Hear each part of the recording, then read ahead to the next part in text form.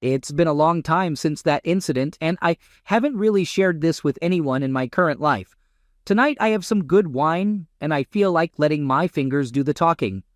Back then, I thought I had found the perfect woman. We met during our last year of college at a party, and we instantly clicked. She was a stunning blonde with a beautiful tan, and she could have been a model, like someone similar to Kate Upton. She had all these amazing qualities. She was kind, compassionate, a good listener, and had an active social life with lots of friends. Our friend groups merged seamlessly over the 3 years we knew each other, and some of our friends even started dating each other. Those were some of the best times of my life.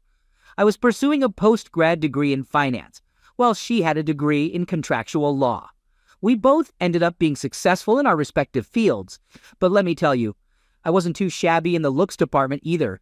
I'm 5'11" and weighed around 190 pounds.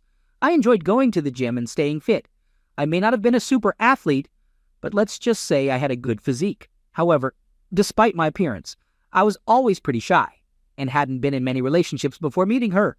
We were completely smitten the first time we met. We spent the entire night talking and couldn't get enough of each other. From there, we started texting, talking on the phone every day, and going on weekly dates. About a year later, when I got my new job, she moved in with me. Her family was amazing, and I got along especially well with her mother, although her father was a bit distant with everyone. It was a whirlwind romance, filled with incredible overseas vacations, hiking adventures, and luxurious trips. After 2.5 incredibly happy years, I decided to propose to her. And guess what? She said, yes. I was on cloud 9. She took charge of all the wedding planning, and we started envisioning our future together, buying a house, having children, and going on unforgettable family vacations. We were excited about all the wonderful things awaiting us. And then it happened. One evening when we both got home to our apartment, I noticed she was acting a bit distant. It struck me immediately, because we had always been very affectionate with each other. At first it happened about once a week for the first month after the proposal, but then it started happening more frequently. I probably wouldn't have thought much of it, except that I used to listen to a lot of Reddit stories on YouTube. So I decided to wait and observe. These moments of her ignoring me would only last a couple of hours, and then she would go back to being her normal self. However, after 6 months, with the wedding planned for a year later, she started acting this way almost every night. Our bed life was still great, and my relationship with her parents remained strong. But during Thanksgiving at her parents' home in Louisville, Kentucky, we lived just north of D.C., she was distant and standoffish towards me in front of her mother. So her mom was really observant. She pulled her daughter aside to have a talk, and I could hear them arguing. After they exchanged some intense but quiet words, they rejoined the rest of the family and acted like nothing had happened. I thought I could ask her about it later, so I did, but she didn't want to talk about it and asked me to wait until we got home to discuss it. I agreed because I love her deeply and believed we could overcome anything. Her mom looked just like her, but older. She had the same stunning appearance, except for a few gray hairs in her long, thick blonde hair. This detail becomes important later. When we got home, I brought up the issue again, but she still didn't want to talk about it. After pushing her for a week, she finally admitted that a guy at her job was trying to get closer to her. She wanted to be honest, so she showed me her phone. As I looked through it, I noticed that all the texts from the times when she was distant from me had been deleted. There was nothing suspicious in the texts, but I did go into her phone settings and turned on the location tracker, because we had the same phone plan. Honestly, I thought it would reassure me that she wasn't doing anything wrong. Well, turns out I was mistaken. On the second weekend after Thanksgiving, she had a company Christmas party.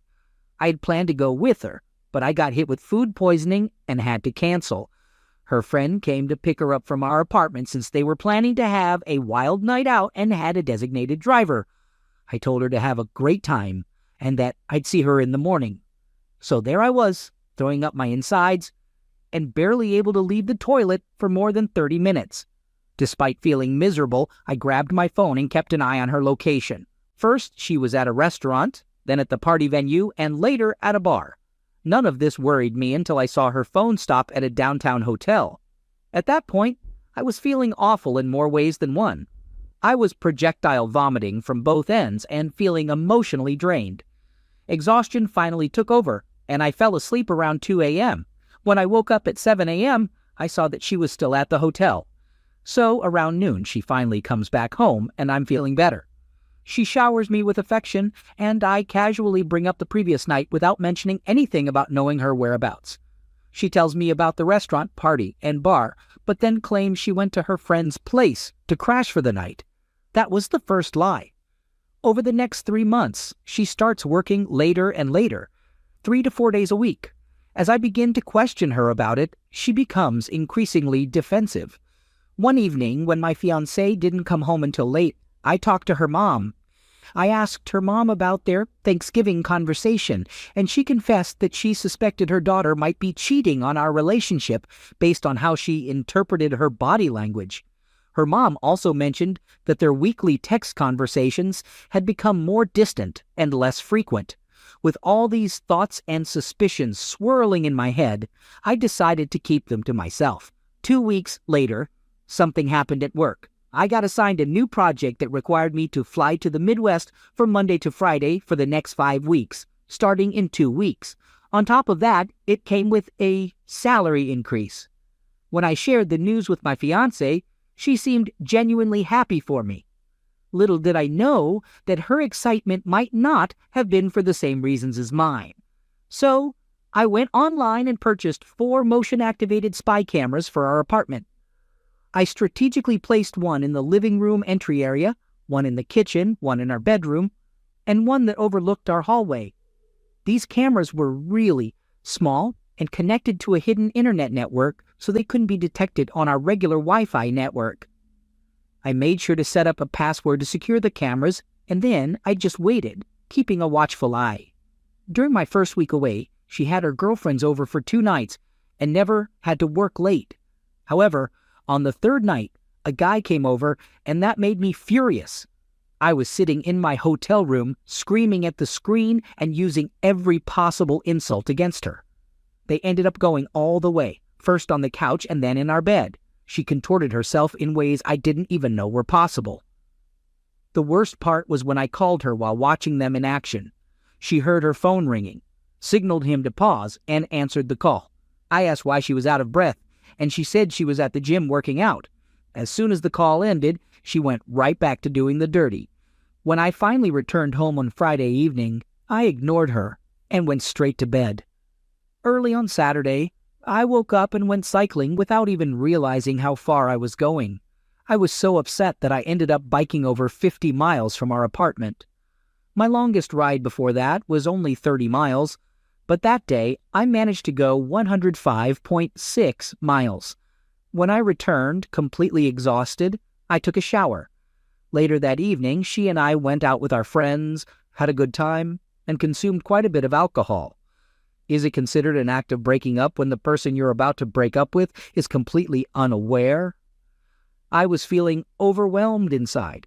Emotions of heartbreak, anger, rage, and betrayal were swirling around in my heart and mind. It hurt so much because I loved her deeply.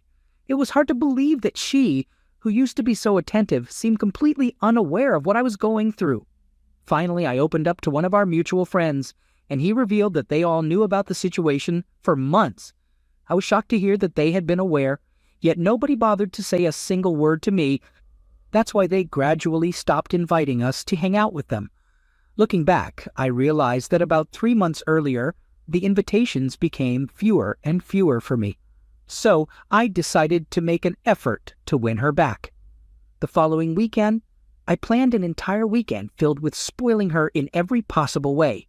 We went out for fancy dinners, indulged in pampering, massages, and heartfelt conversations about our future plans and my deep love for her. I could sense that I was making progress when, after her 4th glass of wine, she started to cry, and it became clear that the guilt was surfacing. I asked her what was bothering her, but every time she tried to speak, she would get choked up. So I reassured her that if there was something in her past or a conflict in her mind that she needed to discuss, I was more than willing to listen, and if forgiveness was necessary, I was ready to forgive and move forward. However, The only words she managed to say were how much she loved me. It was painful to hear that from her, especially because I had 4 separate videos of her and the other guy having closeness in our apartment. During the following 8 weeks of my trips to the Midwest, which ended up lasting for 10 weeks in total, I recorded over 41 hours of her being close with the person I later found out was her coworker. Interestingly, she never had to work late once while I was away. I made an effort every weekend to be extra attentive, but with each passing week, she became more and more distant. After witnessing this for 8 weeks, I reached my breaking point and came up with a 12-step plan to break free. The first step was to gather evidence of her behavior. Then I needed to get her out of the way to execute my plan, so I came up with the idea of a 2-week getaway trip for us to an all-inclusive resort in Barbados. She was thrilled about it. However, a week before the trip, I claimed that I couldn't go and suggested she take a friend instead. I knew it was over when she showed no disappointment in my cancellation. Little did she know, I had already arranged for her co-worker to accompany her on the trip. Next, I needed to terminate our apartment lease, which conveniently expired 3 days into her trip. Since I was the sole signer on the lease, it was within my control. Additionally, I had to find a job in another town. Luckily, the company I had been assisting in the Midwest offered me a job with a slight salary increase. Finally, I had to find a new place to live, which I managed to secure in the aforementioned location. When she's gone, here's what I plan to do. Take her to the airport and return home to pack all her belongings on the same day. On Saturday, get a new phone number, change my phone and email, cancel all social media accounts. On Monday, completely separate our finances by withdrawing all money from our joint accounts, closing them, and putting her share in an envelope packed with her things. Also on Monday, arrange for movers to pack up all my belongings and have them shipped out west. I would take all her belongings to her mother's house, which was about 600 miles away. Thankfully, everything she owned fit in the back and bed of my F-250 crew cab. From Tuesday to Saturday, I would give the evidence to her mother and start my new life. I wanted to make sure I didn't do anything illegal, so I made sure nothing of hers went missing. It was incredibly difficult to pack up all her things neatly, and I've never cried so hard in my life. I've read countless stories on Reddit about significant others promising to change after being caught, but they never really do. My hope was that she would genuinely confess so we could forgive and move forward, but she never did. She came close on 2 occasions, but her secret was too difficult for her to reveal. On Tuesday morning, I left our apartment north of D.C. for the final time. It took me 10 hours to reach her mom's house. What happened when I arrived at her mom's house caught me off guard. I got to her mom's house around 8 in the evening. Since I showed up without prior notice, I thought it would surprise her. Since they lived in a gated community, I had to buzz her house from the front gate. As I drove up, she was waiting for me outside. As soon as I approached her, I could see that she had been crying. I asked her what was wrong, and she hugged me while sobbing. She told me that she suspected her husband was cheating on her with a younger, slimmer, and more attractive woman. I was completely stunned and just held her for about 10 minutes. Her tears and runny nose soaked my right shoulder. Once she finally composed herself, I asked if we could go inside and talk. We went in, and I inquired about her husband's whereabouts. She mentioned that he claimed to be going fishing with his friends at a remote cabin an hour away. Then she added, "He hates fishing." She shared all the signs she had picked up on, and it seemed like it had been going on for about a year. So we did a bit of research and found a credit card charge for a luxurious 5-star hotel that was only 20 minutes away. A call later confirmed that her husband was indeed there, having a 4-night rendezvous with his mistress. 2 peas in a pod, I said. She responded with confusion, and I repeated, 2 peas in a pod. I explained that her husband was cheating on her and our daughter was cheating on me. That's why I came here to drop off her belongings and move out. I showed her the evidence I had compiled in a binder, with screen captures of everything. After flipping through the first few pages of the evidence, she looked at me in disbelief. We embraced each other and cried for a solid 30 minutes. Then she told me to stop crying and suggested that we drown our sorrows by drinking 3 bottles of Moscato and fooling around in every room of the house. She grabbed 2 wine glasses and a bottle of Moscato wine and headed out to their private pool deck. She asked me if I was joining her out there or if I wanted to seek some revenge. Now, I won't go into too much detail because I don't want to get too explicit. But that night, and for the following 3 days, we had love nonstop. I explored every part of her beautiful body, and we must have reached climax together at least 25 times during that period. Once those days came to an end, we bid a passionate farewell, and I drove off to my new destination. She kept me updated on everything that happened when my now ex-fiancé returned. The day my fiancé returned was unforgettable. I had canceled my phone that morning, so when she landed and tried to call for a ride, it showed that the phone was disconnected. It turned out she had her lover give her a ride home. He dropped her off and left. When she arrived at the door, a couple she didn't recognize, new tenants, answered, and she freaked out. She made numerous attempts to call me, but since my number was no longer active, she couldn't reach me. She ended up staying with her girlfriends for a while, as her coworker was already married. In her panic, she called her mom, who informed her that I had come down and delivered all her belongings, including her money, which was now 600 miles away. Her mom didn't mention that she had been close with me more in 3 days than my fiancé and I had been in the last 6 months. However, she did reveal that she knew about her cheating on me and that I had found a new job, a new place to live, and a new career far away from her and our so-called friends. Her mother also mentioned that she was separating from her father due to infidelity. It seems she cried for days and even took a week off from work, but unfortunately, she sought solace in the arms of her married lover. Her mom never disclosed my whereabouts to her. I had completely severed ties with that chapter of my life. The only connection I still had to that past was through my fiancé's mom, and she has kept our secret to this day. My fiancé was ghosted big time. Update. When it comes to the timing of the events that allowed me to leave her, a lot of it was incredibly fortunate. The lease ending, finding a job, and the phone plan coming to an end all happened at the right moment. If any of these things had been different, the outcome could have been very different as well. Now, let's talk about what happened afterwards. My ex-fiancé's mother and I stayed in touch for several months because we both experienced the loss of our relationships and sought a sort of revenge against our significant others. However, neither of our respective partners found out about what had transpired between my ex-fiancé's mother and me. After 7 months in my new location, my ex-fiancé's mother eventually came to visit me.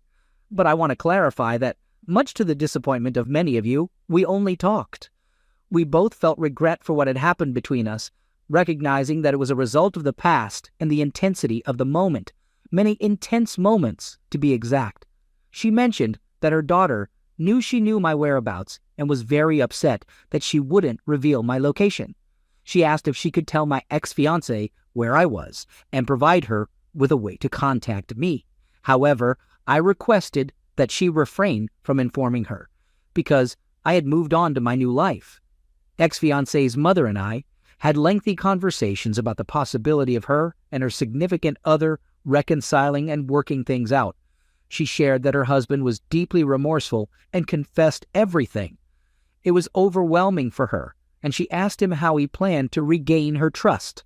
In an effort to be transparent, he provided her with all his digital passwords and allowed her to see every hurtful action he had ever taken against their marriage. Ex-fiancé's mother was filled with anger, but she acknowledged his genuine efforts to repair their relationship. She mentioned that forgiveness would take time, but rebuilding trust would require even more. What made him snap back to reality was when she confronted him about the affair and presented him with evidence of what their daughter had done to me. I should also note that ex-fiancé's mother was an extraordinary woman in every imaginable way. Additionally, she made it clear that if he ever strayed outside the bounds of their marriage again, she would reserve the right to do the same. He caught on to the word again and asked her to clarify. She revealed that as soon as she discovered his infidelity, she had a fling with the first eligible guy she came across. This revelation devastated him. Ex-fiancé's mother shared that they both cried a lot and decided to separate temporarily, allowing each other time to gather their thoughts and determine if they wanted to fight for their marriage. Eventually, they sought marriage counseling and, as of May 2020, they are still together. Now, as for my ex-fiancée, she was devastated by what I had done to her.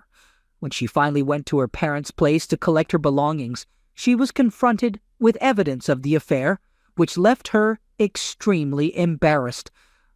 Ex-fiancée's mother had to edit the binder, removing inappropriate pictures to spare her father from seeing them. Nevertheless, my ex was crushed. It wasn't until months later that she discovered her mother had my contact information. She begged her mother for it, causing significant strain in their relationship. However, her mother also warned her that if she attempted to find me or contact me, I would release all the evidence permanently on the internet. This insistence from my ex-fiancée to obtain my information is what ultimately led her to come and see me. She was also upset about her parents going through difficulties in their marriage. According to her, her ex-fiancé was depressed for several months and sought counseling to cope with it. As soon as she returned from her parents' place in Louisville, Kentucky, she ended the affair with her co-worker and started looking for a new job.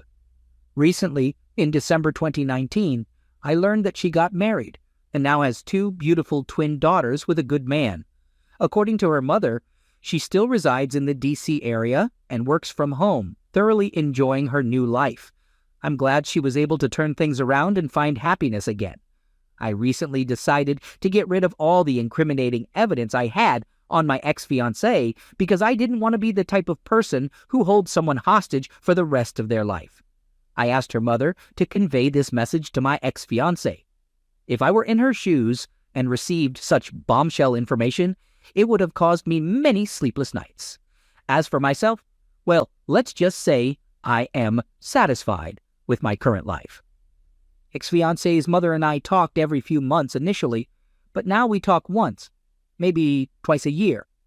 Usually it's a short note, updating each other on life's little changes. The only question that remains unanswered for me is that if ex-fiancée's mother and her husband were able to repair their marriage, would it have been possible for ex-fiancée and I to have repaired ours?